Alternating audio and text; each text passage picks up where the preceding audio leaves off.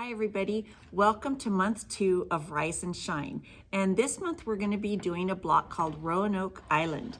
And it's right here on our quilt. And you're going to have all these same exact beautiful colors. So here's our block sitting right here. I'll have it at class for you to look at. So I want to show you how we're going to be doing step 1. So 2 of our colors, the gray and the blue dot, you're going to be cutting strips. And out of those strips, we're going to use some of our templates. So 2 of the strips, so you're going to have a strip like this. You're going to use template 19, and you're going to lay it like this. And it's the same, it's the right length this way.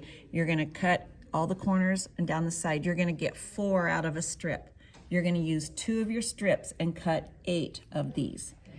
Then with the other 2 strips, you're going to use template number 1, and you're going to get 2 of these. So here's 1.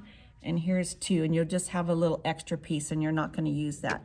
After you cut those, what you're going to do is sew them opposite colors like that. And so we're going to sew the second one on here just so you can see.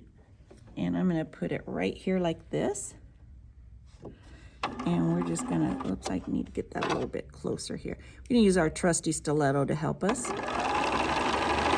And then when I get to this area, you don't have to pin it because we've ironed it the correct way to the dark color, and the seams will just marry really pretty. And then I like to make sure these meet really nice. And you know I like to use these little thread catchers.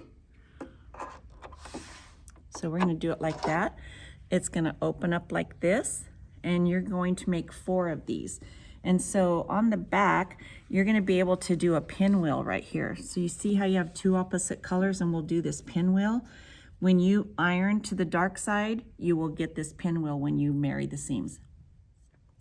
Now we're going to go on to steps 2 and 3. So what we're going to do is we are going to add the J triangles to opposite sides of our big 15-eye square.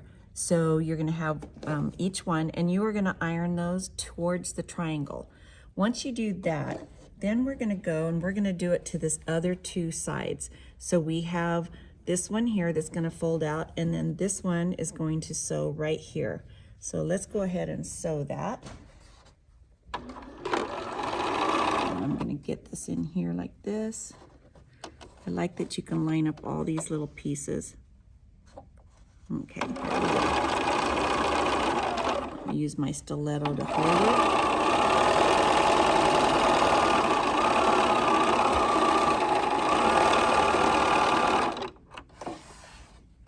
Okay, so we have that sewn on there, and then we are going to iron this all out like that, and we're going to have a square that has all of these ironed like that, and it's your next unit. This unit should measure 6.5 inches square.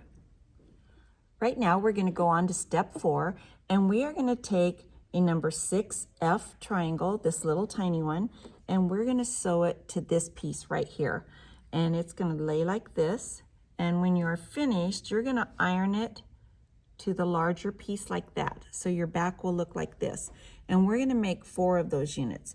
So once we're done with that, then we are going to take this larger triangle, number 2 triangle, and we're going to iron it to that piece, or sew it first, I guess. Okay, so let's go ahead and sew one of those.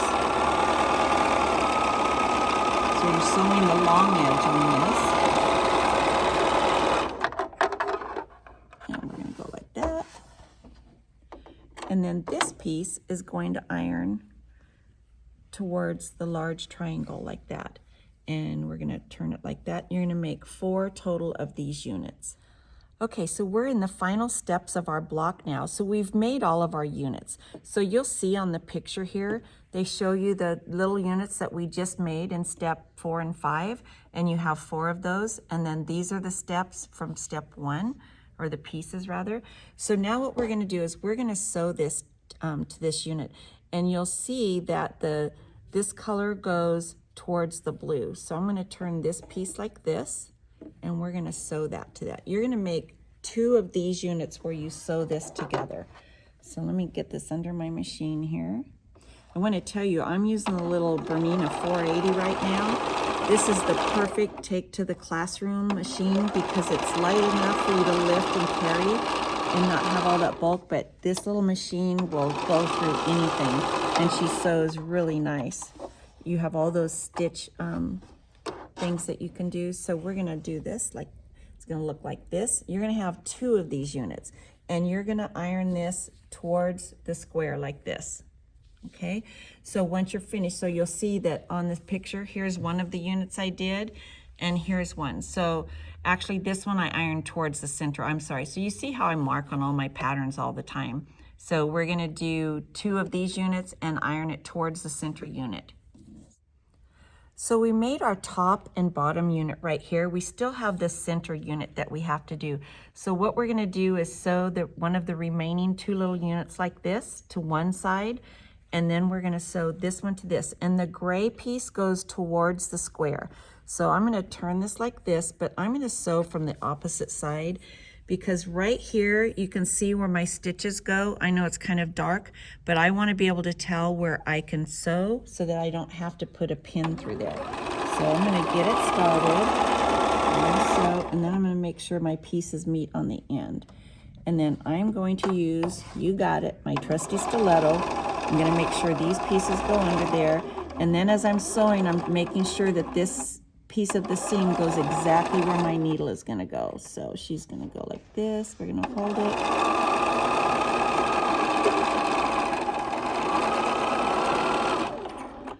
And then I'm gonna trim all these little hairs off because they drive me nuts. And I'll take this off. Okay, so you're gonna have this unit like this. This unit, and I've marked it on my papers, I'm going to iron away from the center. And so when you're done with that, you have, this is your center unit.